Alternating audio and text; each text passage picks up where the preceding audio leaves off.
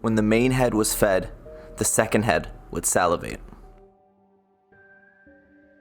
It is said that when the primary head laughed or cried, the second head wouldn't always follow along. At times, it was believed that the second brain would whisper independent thoughts to the primary brain. The current reported prevalency of Craniopagus Parasiticus is believed to be around 2 out of 5 million births.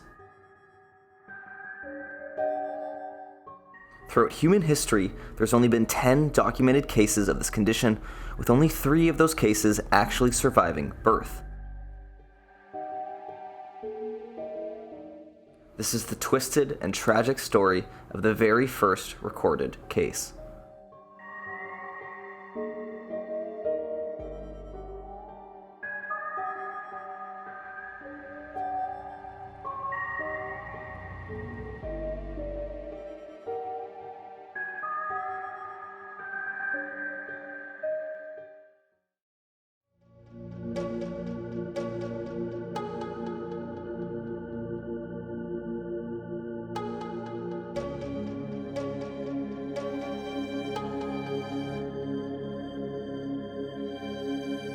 During May of 1783, a family of peasants gather for the birth of their child.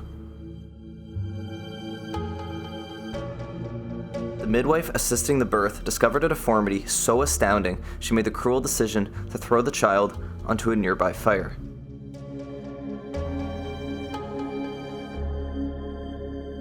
Miraculously, the child was pulled from the fire and escaped with only a few burns.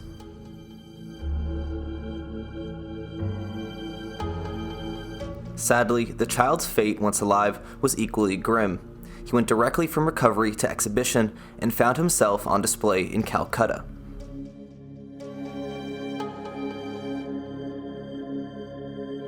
When the child was not on display, he could be kept hidden behind a cloth for hours on end.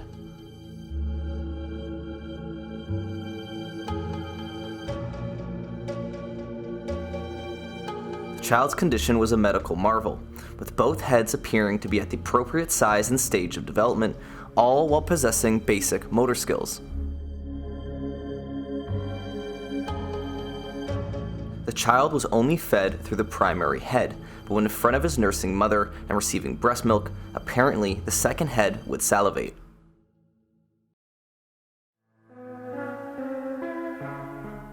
The second head did possess some irregularities, with the eyes and ears not fully formed. Despite their underdevelopment, they were reported to maintain open when the primary head slept, occasionally darting around the room.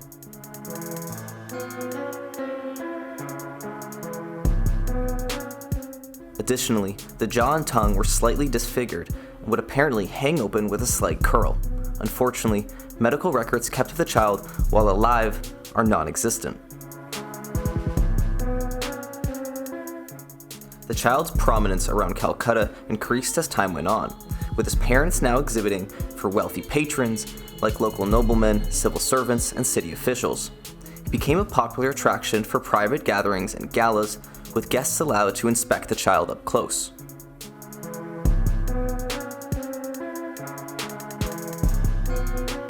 Known as the Boy of Bengal, he caught the attention of a particular British nobleman, Colonel Pierce, who forwarded the account to the President of the Royal Society, Sir Joseph Banks.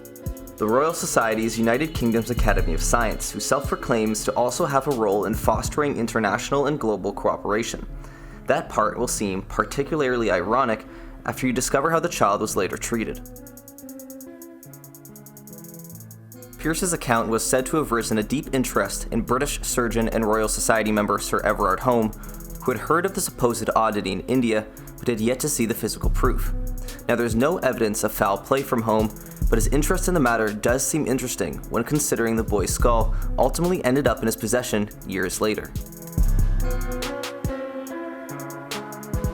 This is what also makes the sudden passing of the now 2-year-old Boy of Bengal even more strange, who's reported to have succumbed to a cobra bite and passed away from reasons unrelated to his condition.